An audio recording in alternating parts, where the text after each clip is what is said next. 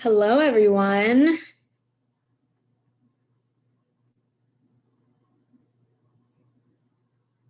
I'll give everyone a second to connect with their camera and their audio if they would like. This is very exciting for us. For those of you who have been part of the 2030 open office hours before, we usually don't have people show their face and we haven't been able to unmute folks. So we're very excited that with the new Zoom platform, we are able to have you guys show your faces. You guys can unmute yourselves and interact with each other, and where we don't know answers, maybe your peers do, and it'll be a better conversation because of it. That being said, if you are not speaking or trying to speak, please stay muted so we don't have a ton of background noise. But again, we're very excited for you all to be here. So very quickly, before we jump into the good stuff, we extended the reporting deadline this year because 2020 events did not end in 2021. So we just wanted to make sure that we were giving firms the time they need to get everything together and be able to report. So we did extend that deadline another month. And hopefully that gives you guys the time that you need. We have several upcoming 2030 events, including 2 more open office hours, March 23rd and April 13th. Both of those are at 3:30 p.m. Eastern time. And then we also have 1 more Secrets to Success. We've done a medium-sized firm and a large firm session, and we have the small firm session on March 17th. The medium size and the large firm sessions will be available on demand on AIU. So if you missed those and are interested, they're great sessions where we hear from 2030 firms that have met the target and how they're doing that. Today, I'll just do a quick overview of some reminders about the information that you need to submit your project, and then my colleague Matt will jump into a demo of how to actually add a project. We'll be really quick and we'll leave plenty of time for you all to ask your questions. So to get started, a reminder of what projects to include: any active design project. If there is an HVAC system or an envelope modification, you should be including that. We know that you might not be able to include all projects, but making sure that it is a representative view of your portfolio and you're not just submitting your best projects or not submitting projects because they're not doing so great. And then when it comes to interiors projects, anything that includes lighting design is also should be reported. We have a new DDX and it mostly collects the same information, but you'll see here just overview of all the information that it does collect. The darkest of the green is the information that's required. A lot of them are yes/no questions, but basically the minimum information that you need to record design phase data is your baseline, your target, the reporting phase, and the date. And that's all you need after you do the whole setup of the project. You don't need an energy model, but it is great if you have one. And you do have the opportunity to provide other information around energy modeling, but also renewable energy, embodied carbon now, and fuel types. So that is the quick overview. Matt will go through how to add a project in the new DDX. I know it looks very different now than it used to. So just making sure that everyone is on the same page about how to add one. Awesome. So I am sharing my screen. Folks should now see this. Again, as Paula mentioned, this is our first go at being able to have anybody jump in on camera, jump in on microphone if you guys have questions. I'm perfectly comfortable with folks interrupting me as I go through this. If I'm doing something and you're like, hey, slow down, or why are you doing that? Definitely just jump in. I don't mind. You can also drop things in the chat and Paula can keep an eye on that for us as we continue to add more folks. In terms of what I'm planning to show today, we're going to spend the entire time talking about what happens inside the tool, inside the user interface. I'm not going to touch on API. I'm not going to touch on bulk import. Those are great, but we know there's a lot of sort of training and orientation that goes into understanding some of the changes in the new UI. The account that I'm using, so everybody knows even before we jump in, is a demo account. It's associated with a fake firm called Acme View Architects. The username is AI Tester 2. It's a very stunning original name. But in this case, that persona is an employee level persona at the firm. This is not somebody who's an administrator. It's not somebody who's necessarily submitting the whole portfolio. But I think it's a helpful way of understanding how the new tool can really help your project team members see the information that's relevant to them, not just the entire portfolio of the firm, but we'll cover that too. So with that, I'm gonna go ahead and get started. Again, if you have anything, drop it in the chat. Paola can also interrupt me. She's very comfortable telling me exactly what to do, and you guys can as well. It'll be great. So once you log in to the home page, you land on your portfolio page, and this is your personal portfolio page. So in this case, my user is AIA first name, last name tester 2, which is why it displays AIA's portfolio at the top. These are just the projects that this user has been assigned to or created. Across the top, there's also a company tab. When you click through to the company tab, you see all of the information about the firm. So in this case, Acme View Architects, that fictional firm. And then finally, there's a reports tab. Also along the top, above there is a question icon that'll take you to our help pages, which are searchable, new and improved. Also have a lot of the background tables for sort of where data and math comes from, as well as your account if you need to log out. And it's good to make sure that you are logging out. So we're gonna talk about the portfolio page to start. For somebody who's an employee user, a project team member, a project manager, this is probably where they're gonna live. This is just showing, again, the projects that you're working on, and it's also where you can change your account information. So if you need to change your password, you can do it from this screen. You can also edit your information, whether it's your phone number or your location, all of that is editable there by clicking the pencil icon. This insight tile up at the top is designed to show you just your top performers in terms of how they're performing. You can also filter to say, what are my top interior only projects? In this case, the fictional client doesn't have any, but you can also search by like project status or construction type, just to help you hone in a little bit more on some of those core questions. And then you can click through on your project to go where you want to go. And that'll open the individual project dashboard. I'm not going to spend too much time there. So scrolling down is the Manage Projects tile. And these 3 tiles are the entirety right now of the individual user dashboard. This is just showing 6 projects that I've either created using this account or I've been assigned to as a collaborator. All of these projects already have some data. And so where you're asking your project teams or your project managers perhaps to go in and update information, if they've been added a collaborator, they'll see it here and they can track their data. You have a good bit of flexibility here that I want to highlight. The first is the search bar. So the search bar has filters, so you can limit your search by name, number, city, postal code, or like climate zone. So an instance where this would be helpful is if your project were a 5-digit numeric code, being able to specify that you're trying to search by number rather than by postal code, and it'll help clarify those two. Personally, I spend a lot of time using name and number when I'm using the search. The second below that is that there are columns. You can toggle on an unlimited number of columns, or unlimited based on the options available to you.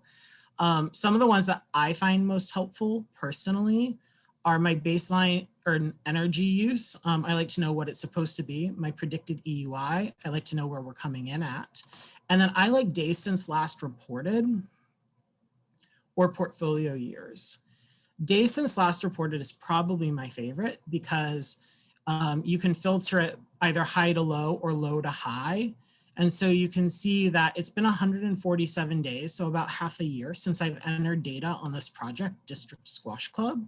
So it's just a good way of knowing, like, if I'm supposed to be checking in on my projects every quarter, or if I'm supposed to touch base on all of my projects prior to reporting, you would expect to see that number be within maybe 90 days. And so if you have a project that's out here at 147, it's just a good reminder that maybe I need to go in and update that information. There are also, on the left-hand side, this hamburger filter. I don't know if that's what other people call it. I call it a hamburger, but we've made it a triangle. But that's your filter. And in your filters, you can limit what information is showing below based on a variety. So if you only want to see your interiors projects, for example, you can toggle that on.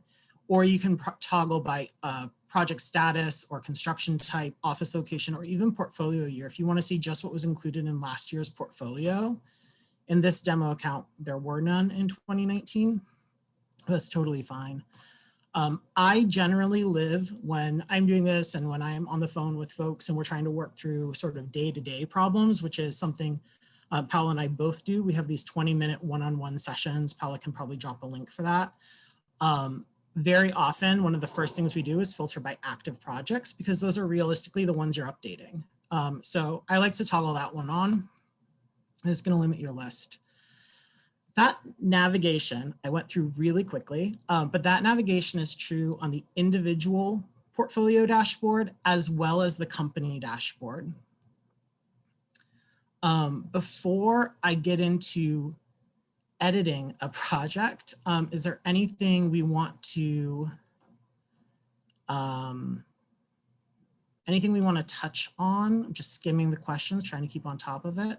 Yes, Matt. So we had a question from Bob, and Bob, feel free to unmute yourself and add any more detail. But in the previous version of the DDX, when you were reporting or when you were almost complete, you were able to view the EUI results by using the portfolio view and filtering the list for the year's reported projects only, of that year. And bringing up a column of percent reduction. Can you show us how that navigation is best done within the new DDX? Cool. Can I navigate to the project in the firm portfolio? Yes, I will be sure to come back to that, Bob. If I don't, please hold me accountable. Okay.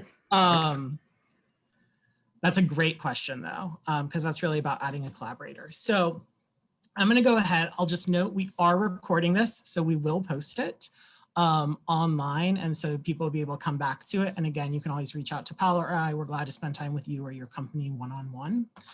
So in this case, let's go ahead and edit a project that already exists. So in this case, District Squash Club is an active project that was last touched 147 days ago. We're going and click track data. And that brings you right to the update and where you would need to put information for this next reporting cycle or this current reporting cycle.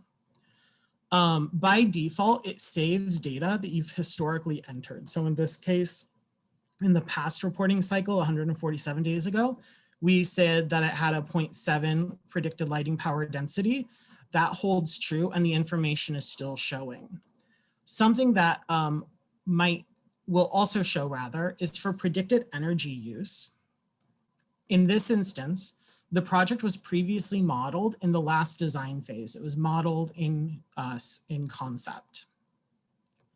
By default, the page came to know because we're tracking in the new DDX if the project has been modeled in that specific design phase. This is to help over time, and part of the function of DDX is to enable sort of research to understand where you're making the biggest gains in energy modeling. Very often it's early, but sometimes you have compliance models at the end. So in this case, if you haven't updated your energy model and all of that information is still good to go and nothing has changed, all you would do is confirm your reporting date and your reporting phase and hit save and go back to dashboard. A quick note on reporting date. That's really important. The reporting date defaults to today's calendar date and cannot be set into the future.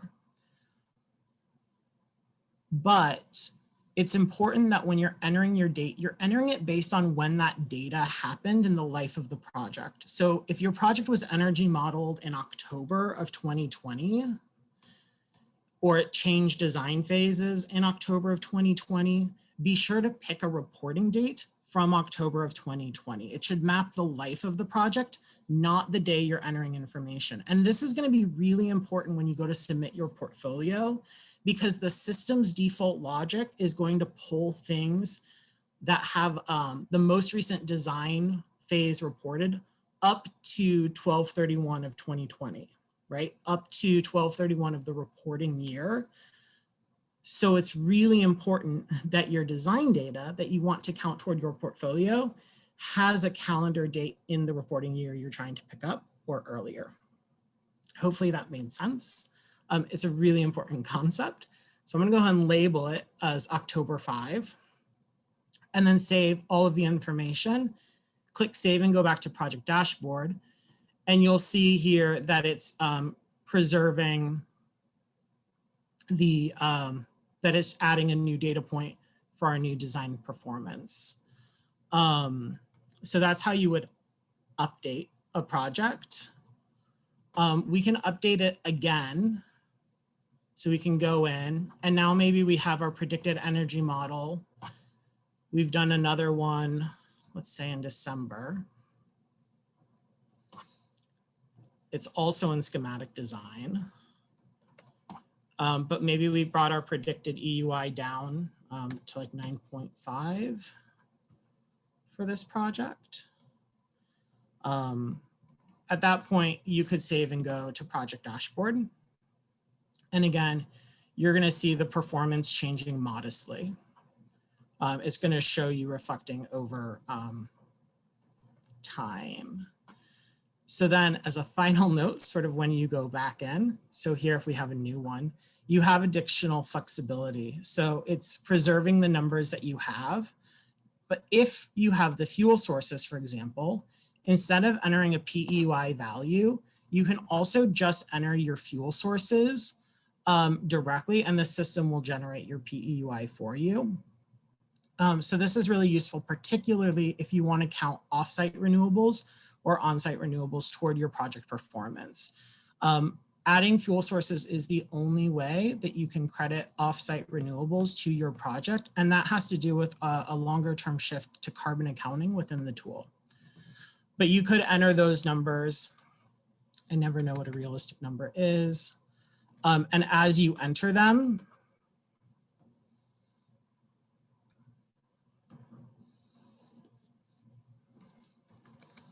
here, on the side, it will calculate your gross energy use, your contribution from renewables, and then calculate your calculated predicted EUI value.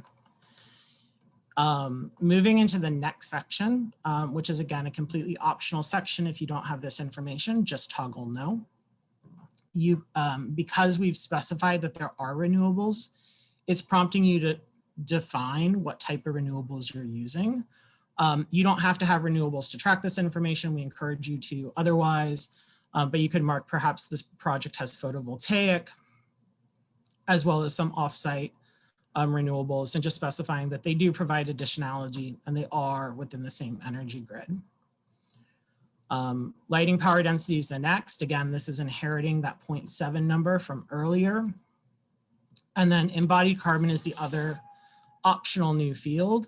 If you don't have any embodied carbon information, you can enter no, it's completely optional. But if you expand it to press yes, it looks really similar to energy modeling in that you can enter your value in kilograms of CO2 emissions per meter squared. We'll do 500. Select carbon modeling tool. So we'll say tally. And then specify your time in years. This defaults to 60, but perhaps your LCA, your life cycle analysis, is set to 50 years or 75 years. You can specify that. And then note what structure, what scope was included, and what product stages, or what stages rather, were included. in your calculation. That's just because different tools and different methodologies are going to give you slightly different outcomes. And we want to make sure that as we build this data set to give you all information about what the industry is doing that is comparable. So those are all of the sort of optional fields. The most important one, of course, is predicted energy use. And if you, for example, didn't have an energy model, you would just click no to all of these and click through to your final project. So I'm going to go ahead and save this. Again, and now you're seeing where we're having performance because our predicted EUI was a negative value. So that is that. I'm going to go back to the portfolio dashboard and show creating a project.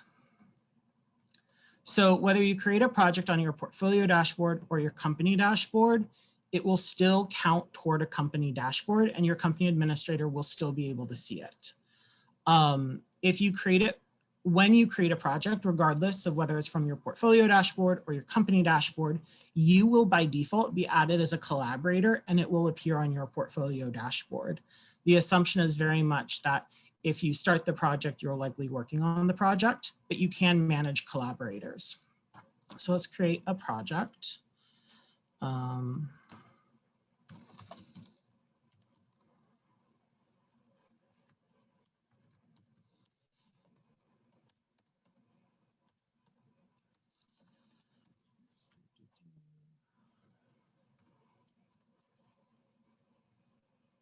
Set this in.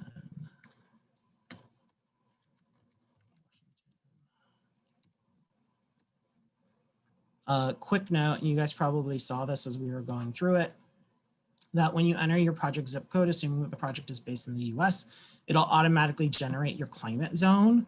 You can override that information if you would like, but you will need to provide a climate zone. Within our help pages, we do have some equivalents if you're trying to understand your climate zone for an international project. And in that case, you can omit it. The other thing that's different and worth noting here is your units. We do have inch, pound, and metric units. So inch, pound are IP, the metric are SI. For the most part, if you've been using the tool, you'll see you're familiar with the IP, inch, pound metrics that we use. But if you are working internationally and about a quarter of the projects in the system are, you might be interested in the SI.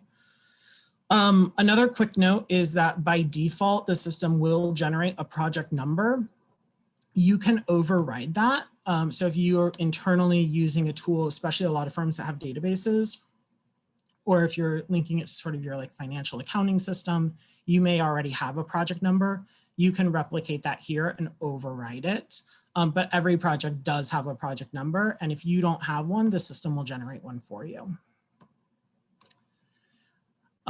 So once you hit save, you've created your basic project. At this point, you could save and come back later. One thing that we've already started seeing companies do is that when a project contract is signed, somebody with the accounting division will do that basic project setup that I just showed, and then save the project, add the design team, and then they'll be responsible for these next 2 pages where it gets a little bit more technical because nothing on that first page was terribly difficult, right? So in this section, page 2, you go ahead and enter your occupancy year. This is estimated. This is the same as we had in the old system. The energy use code used.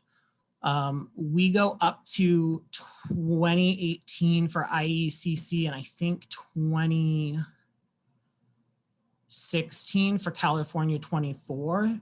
So I'm optimistic that we will have California Title 24 2019 soon. We don't.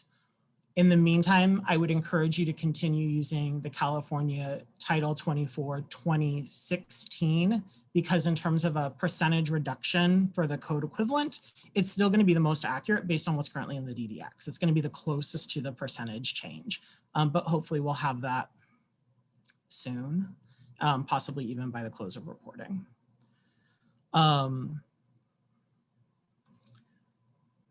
Quick note, daily average occupants and estimated building costs are completely optional. We wholly understand, particularly around building costs, that One, they may be very flexible early in the project. Two, they may be treated as confidential or information within your organization. We take steps to protect your data, but if you don't feel comfortable sharing them, you absolutely do not need to. They are not required fields.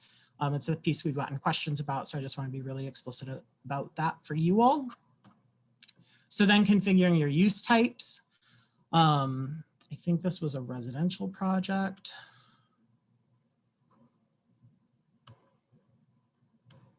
Great. So when you enter your use type and your area, you'll see inline, it's going to show your baseline. This is by default in most cases pulling from Zero Tool. In some cases for like international projects, it's going to show your US national average based on 2003 CBEX. Again, those numbers are in our help pages. And then it's also going to show you the 2030 target based on the current reduction, which for a whole building is an 80% reduction. You have to have one use type, but as you add additional use types, so we'll add parking garage.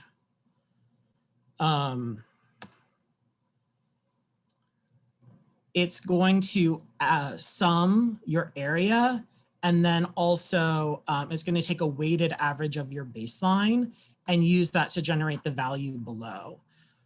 So in the example I just gave, I listed parking as a separate use type. Ryan asked a really good question, which is for residential, should you include the area of a garage under parking or residential as a use type?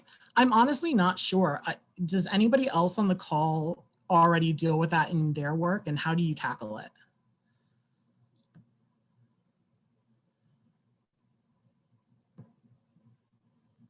You can unmute yourself if you have an answer.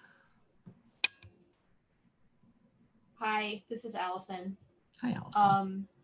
If the parking garage is heated or conditioned, you could run it separately, but if it's an open air garage, I wouldn't count the area at all as contributing to the building footprint, if that makes sense. I don't know what you're doing with a single family home with 1,000 square foot parking. That must be part of a heated garage. So. Yeah, I realize in this example, my numbers are a little bit bogus. I wanted to show that it sums and does the That's a car collector right there. So that's probably a heated space. So it should probably be part of the residential house rather than separate parking. Awesome. So now we're designing Jay Leno's garage. Allison, that was awesome. Thank you for that. Hopefully, Ryan, that gives you a little bit of direction. I thought that was a great way to think about it. So once you do that, it sets your baseline. You can customize your baseline if you wanted. Examples of where you might customize your baseline.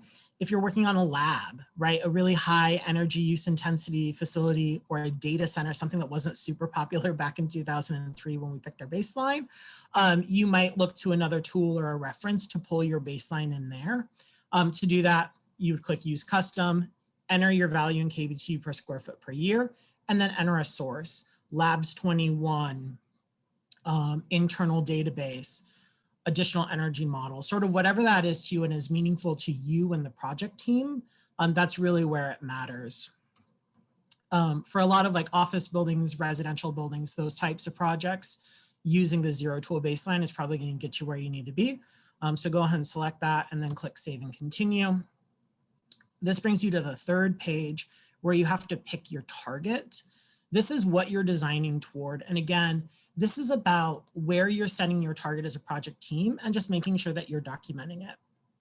So by default, the value that's showing is the 80% reduction for a whole building or a 25% reduction for an interior only project. And that's off of the baseline. So that's what this value is, this 8.3. So you could set that as a target. It's an 80% reduction. For example, you were like, this is going to be a net zero project, and you just want to make sure that that's documented and reflected in the system. You can also come in and enter that your unique target is actually 0, which is 100% reduction, or even a negative value that, right, it's going to be a net positive building. Below that is a graph I just want to highlight. I'm not going to spend a lot of time on, but this is a box and whisker graph of all of the projects with a similar use type across climate zones in the DDX. You can also filter just to match your climate zone. So in this case, we were a 4A. And this is intended to sort of help you understand where, what is achievable. Definitely a feature we want to enhance and build on, a place where we love feedback. But for example, you can see the sort of what the code equivalency is based on the code you selected. So this is if you don't energy model, we're going to tell you that your project is at a 49% reduction. What the 2030 target is out here, and then where your project is performing. So this green box is really, I think, where you're living. That represents the middle half of projects. And when you hover it over, it'll tell you sort of what the specific numbers are from the low to the high, and then what each quartile looks like. So you don't need to do anything with that chart necessarily, but it's there as a resource, especially if you're early in the project and talking about your goals or wanting to understand what's possible. So when you go through that process, which really you only need to do once in the new system, once you've gone through that process, you come out again on the portfolio or on the project page. We saw this earlier, but here it is when it's like brand new, you're prompted at the top to add design data. But you're also seeing sort of the how you compare of your project, that progress towards goal that we looked at earlier, which is now blank, and then this quick sort of high level of how you're performing against your baseline and where your reductions are. All of the information that you previously entered is still visible. As you scroll down your page, you can always go in and edit it by clicking on the pencil icons. So if your use type sort of changed, then when you get further down, you can see the design phase data. You can add data by clicking the gray button or the green button. And then you can add collaborators. So Bob, this is part one of the answer to your question. So at this point, you can add any collaborator either internally or externally to the project, including yourself. And so you would get there through the company page. So when you go to add a collaborator, you click on add a collaborator. I'm going to add AI tester 1. Oops. Just tester 1 is the email.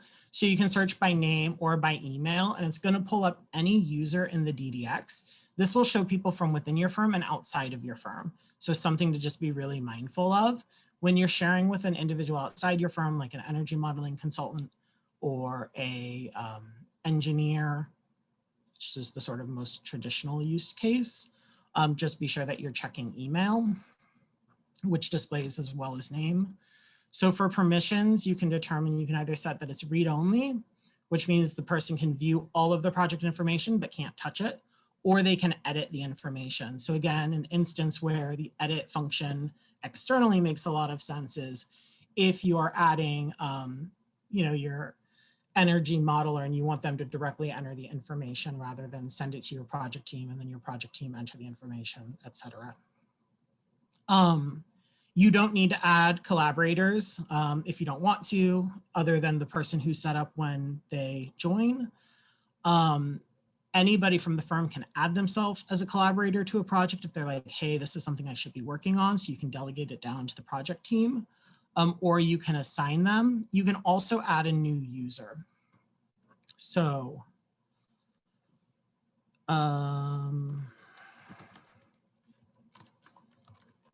so for example, 2030 tester 5 doesn't exist.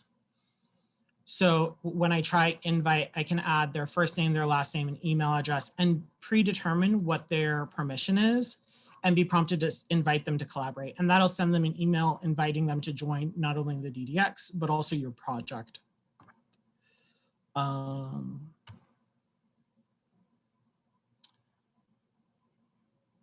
So those are collaborators. So then when we go into the add design data, earlier I remarked that if you don't have an energy model, you don't know your window to wall ratio, you don't have any data about your project, but you know that it's happened, you're good to go at this point. Just make sure that your reporting phase is correct, your reporting date is correct, which again is true to the life of the building. So we'll say this was back in schematic or back in concept in September, and hit save and go. So if your project's not energy modeled, adding a design data point is that simple. There are two questions that I want to answer. The first is, there was a question about the zero tool baseline comparing to CBEX 2003. The chief difference is that there was regional variation. Other folks who are more technical than me may have additional things that they want to comment there, but that's the chief variation as I understand it. And the second question is, there is not a faster way to add collaborators to multiple projects at this time. We realize that that's going to be sort of a hurdle, especially when you like start utilizing that feature in this tool for the first time, but hopefully it becomes a little bit easier once you build it into your workflow if you're setting that up when you create your project. It's a great question. Matt, I also want to mention that since anyone at the firm is able to add themselves as a collaborator, you can tell folks to just go in and add themselves to the projects that they are a part of, and that might take some of the workload off of whoever is creating all those projects. That's awesome. So I can show that now. So again, this is AI Tester 2 is my fake name. Currently, I have these 7 projects. If I wanted to add myself to a project, I can go to the company portfolio. As an employee of the company, I can see all of the basic information from my company. I can see, what we're reporting in terms of our company type. I can see who my point of contact is. I can see information about us being a signatory, including being able to read our letter that we uploaded when we joined the program, or our sustainability action plan, right? Our organizational document about how we're going to meet the goals. I can read all of those things, but I can't edit them. If I were an admin, I would be able to. Benjamin, I will touch on that a little bit later. I'm going to have to switch profiles to show submitting the portfolio. So under the managed projects, you are seeing all of the information, all of the projects that have been entered for this firm over the life of their program in the DDX, right? So we could take this project, which happens to be New York AIA's headquarters, and I could say, hey, I'm part of that project team. I want it to appear on my portfolio dashboard. The quick way to do that is to come in and click on the 3-dot icon on the side. Anytime you see those 3 dots, there's an action. You can click on it and have additional features. Go in and click Add Collaborator, and then just put in your email address. So I'm tester2@gmail.com. I'm going to give myself edit permission and invite me. You'll see a notice up here at the top that an invitation was successfully sent. A green checkbox in case you wanted to add multiple. I'm going to close that. And then when I go back to my personal portfolio, you'll see that now there's a project notifications thing up here at the top.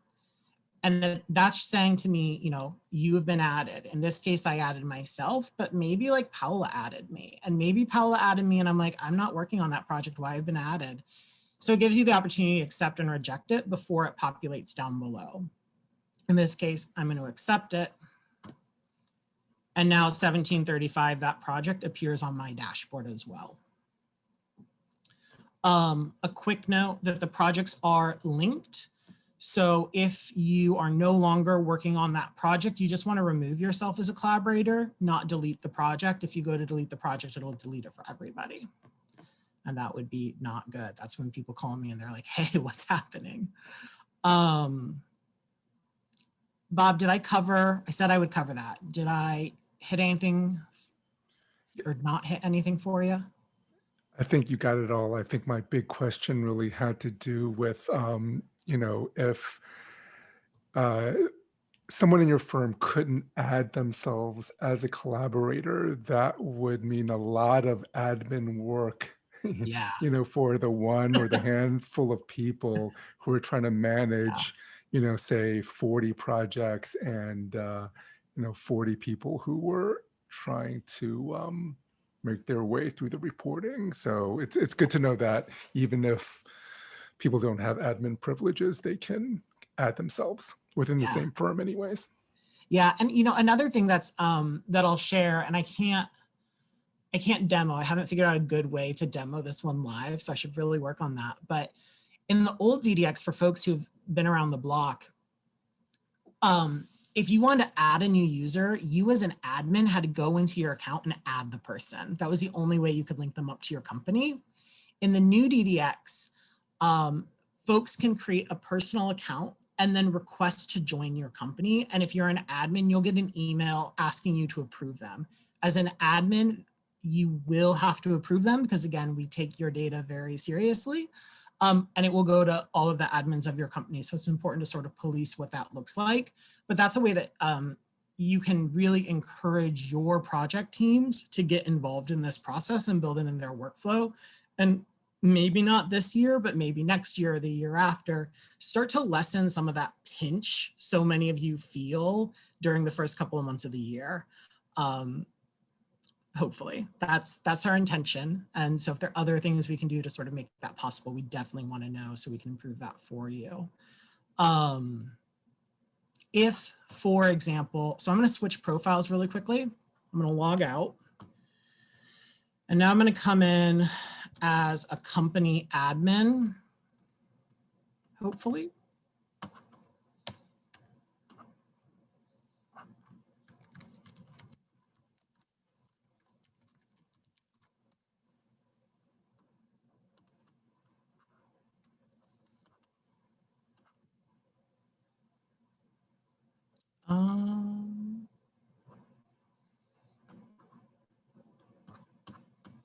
One moment, that's embarrassing.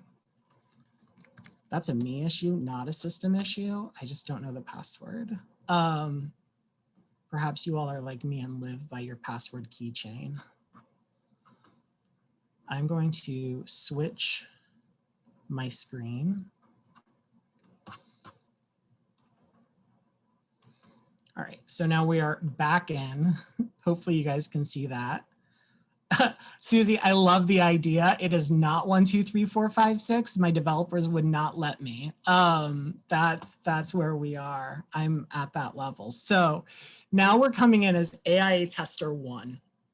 AIA Tester 1 happens to be the point of contact for the fake firm Acme View. You know, this is an example of where that personal portfolio dashboard is kind of overwhelming. In this case, Tester 1 has created almost all of our projects. So they have 64 personal projects that they're working on, which is kind of a lot, but maybe not impossible, right? Some firms are going to have that. So just being mindful, right? It's particularly effective if your firm is working on like 40 and individual project teams, maybe people have 10 each. But again, the filters can help you parse that down. So I'm going to go back to the company view because if for the most part, if you're an admin for your company, this is really where you're going to live. Like this is where you can see all of the projects that your firm are doing. This is where you can change your information.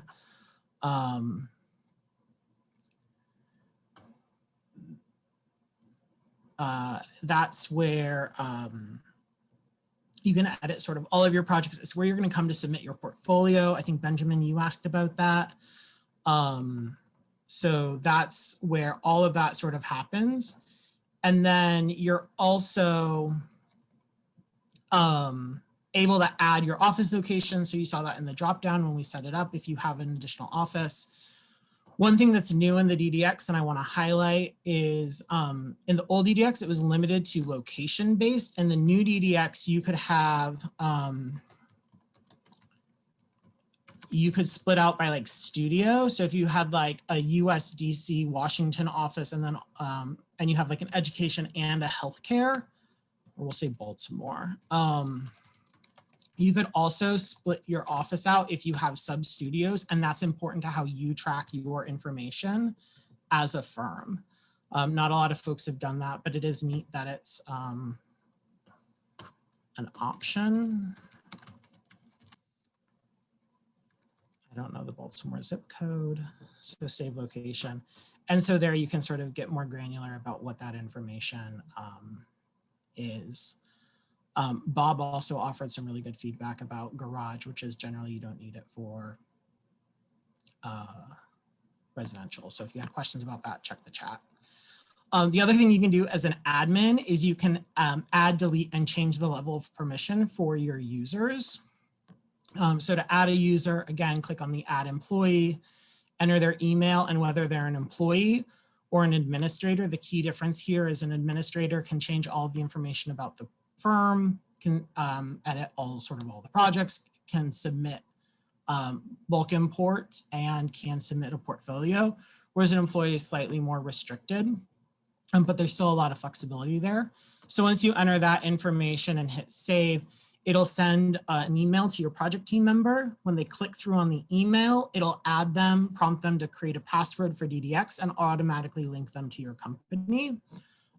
If, for example, somebody is no longer part of your company, you can go in and simply click the trash icon.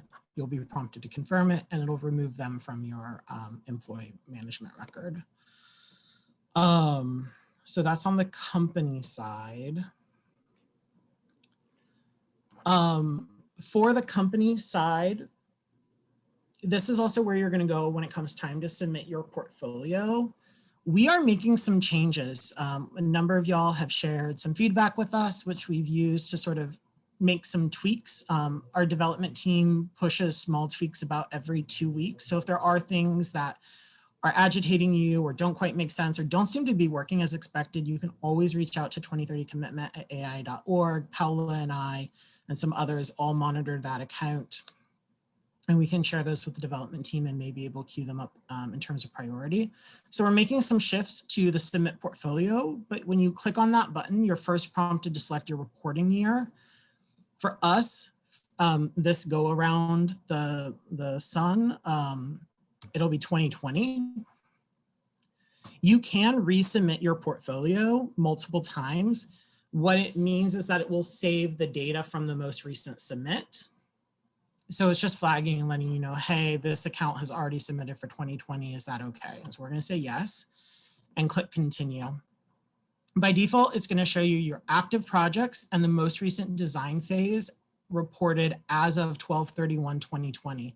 So this is again where it's really important that your design phase, when you enter that information, is tied to the life of the project, not the date you report it. If you were to report that date in February of 2021, and you're talking about 2020, by default, it's not going to pull it in. Where we're making a switch, which should be happening in the next 2 weeks, is we're adding a checkbox toggle situation on the left-hand side so you can override to include or exclude projects from your reporting year. So that'll be coming in the next little bit of time. You can filter to see additional projects as you go through it. You will need to check the first box, which just says that the snapshot currently reflects your company's design portfolio for the reporting year. This is the same question that existed in the old DDX. The second box is completely optional. I just want to be really clear about that. It's giving consent for AIA to publish your company's PEY reduction overall in articles or newsletters or in the annual report. We do not ever specify the performance of a single project, nor do we publish the performance of a company anywhere except for where there are promotional pieces or articles or whatnot. And in those cases, we always directly will work with you and get your approval, both on the data that's included and the permission to publish it. I want to be really clear about that, again, we take the data really seriously. We're really concerned about that. This is because we have received an increase in the last year of firms saying, I wish you all could just communicate that, right? We want to be able to recognize that. We want to be able to share that. We want to be able to put it in the directory, which lives on AI.org. One of the core things I think we're hoping to understand this go around is if that's a really isolated sort of request or if it's a broader request that the program is evolving and people are more willing to share. So that's a completely optional field, just to be really clear, so you don't need to check that box. When you do that, you'll click submit. And at this point, this is confirming that you've submitted your portfolio. There are a few steps on next things you can do within your company. You can also download this badge. It'll reflect the number of years that your company has reported, not necessarily contiguous. You can download the badge by clicking download badge. And you can also download a copy of the projects that were included in your portfolio submission as a CSV, which is just great to do for your own records and your own backup by clicking on that download portfolio CSV. So that's the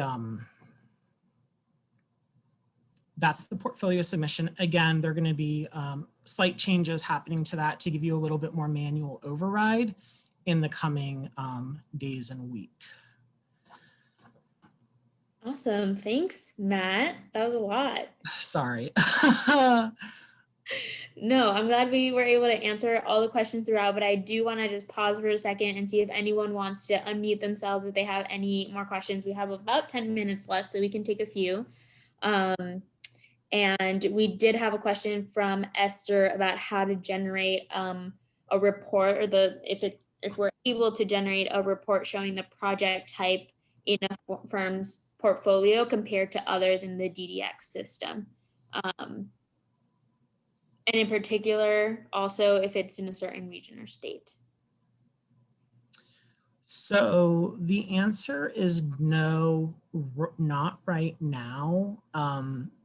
That set a target screen does a little bit of that. So I'm going to pull that one up again. To get there for a project that already exists, you can go into the project dashboard and then click on the pencil icon next to target and it'll take you back there. So by default, it's going to show you the use types that you have associated with your project across all climate zones.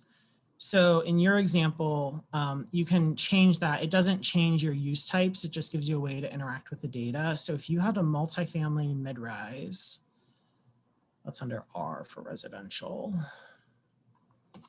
you could toggle that on, and you can't go by state, but you could go by climate zone, which is sort of an approximation, right? So we could turn on, again, 4A for like the DMV area. And that gives you some sense of sort of the range of projects within the tool.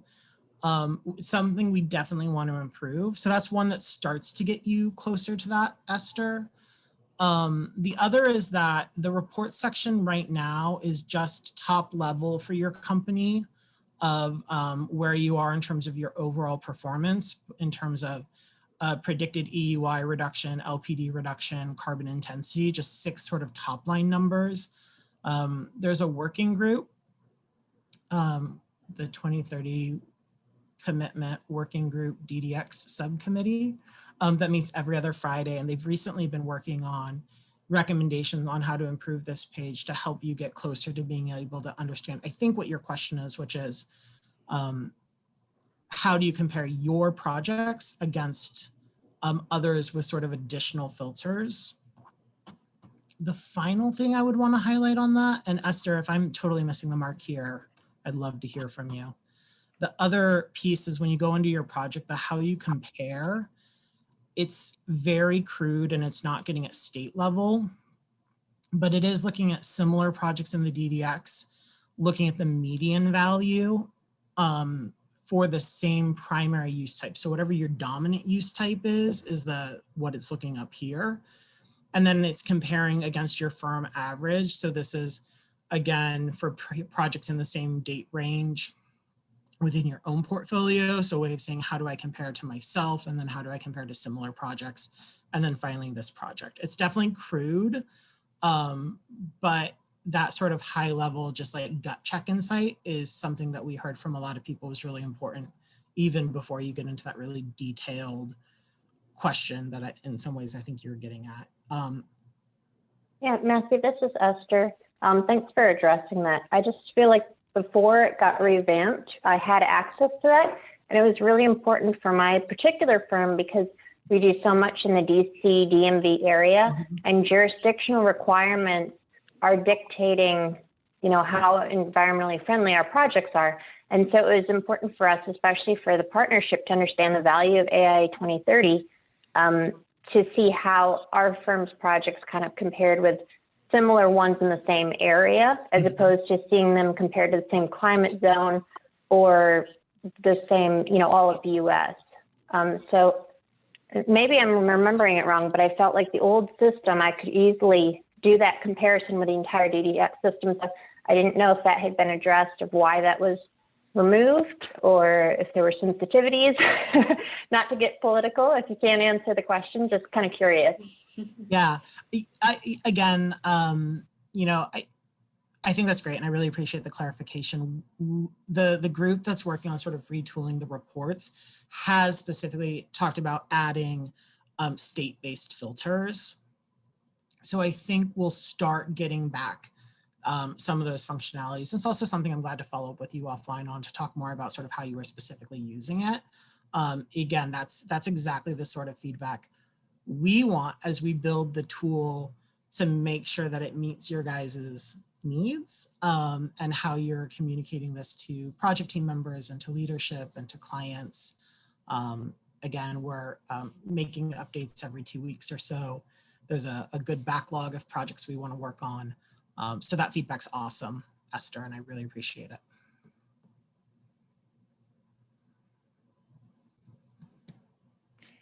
Great, we just have 3 minutes left. So if you have a question, this is your chance.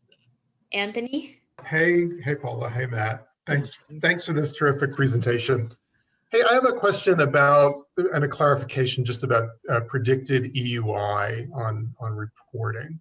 So, so if I don't have an energy model, if I've just set my baseline and my target, is it advisable to still submit that in our annual reporting without a predicted EUI? Yeah, in that case, if you don't have an energy model, and a lot of projects don't, I think it's something like 47%.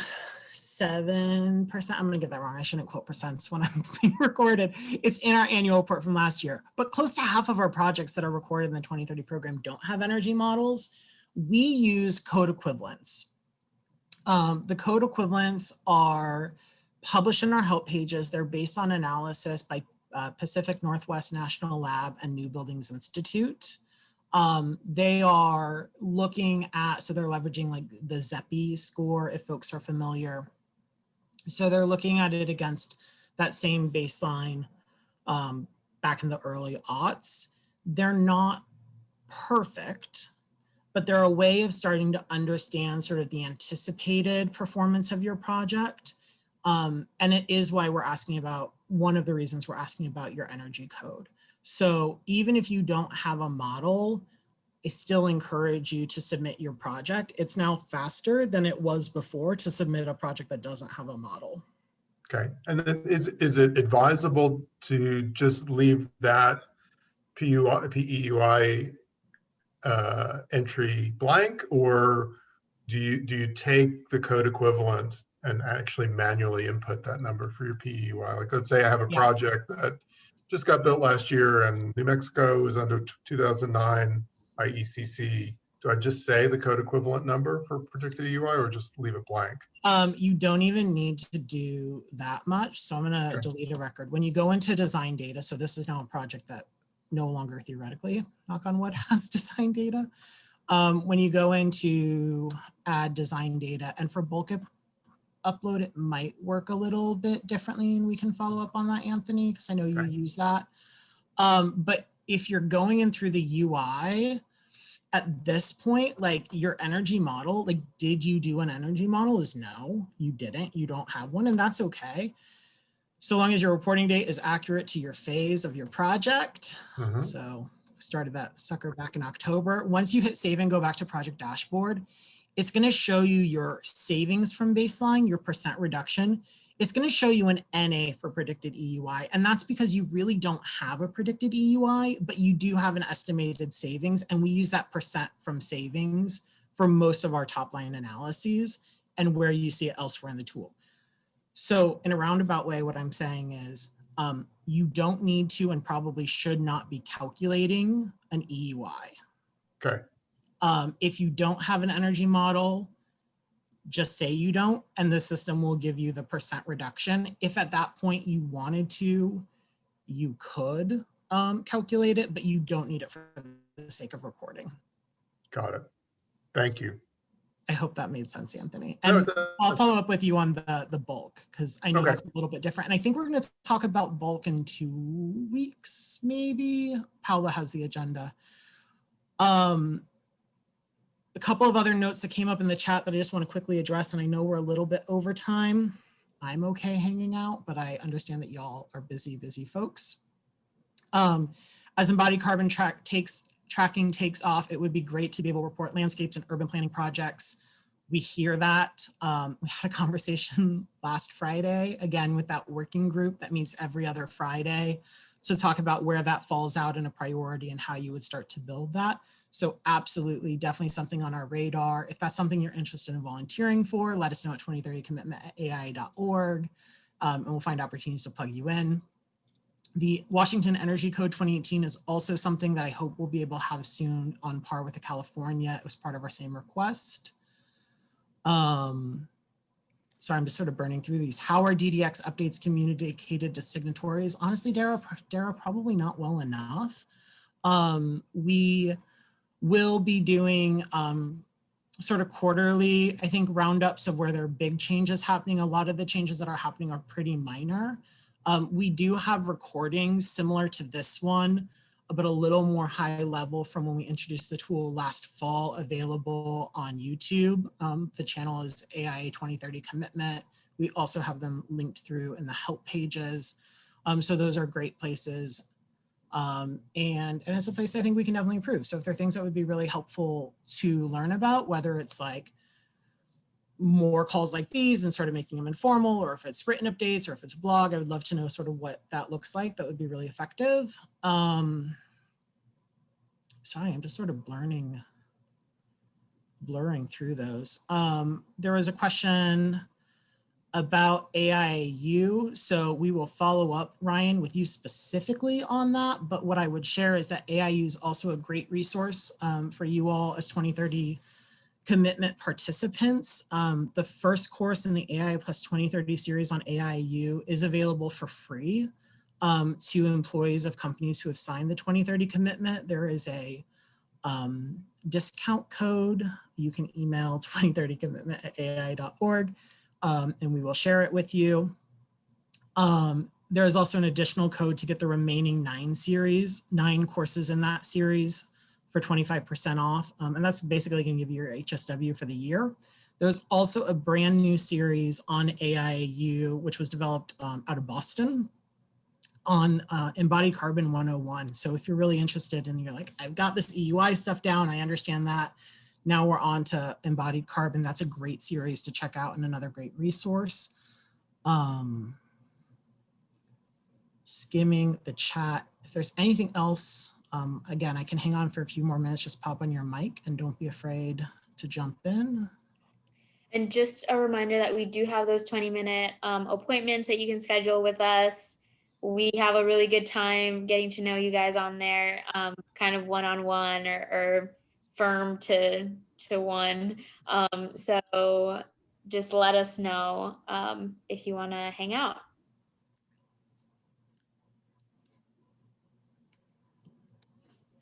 Okay, well, with that, if you guys have any other questions that come up before the next 2030 open office hours, feel free to email us at 2030commitment@aia.org, and we're happy to help. Have a good one. Awesome. Thank you all. Thank you.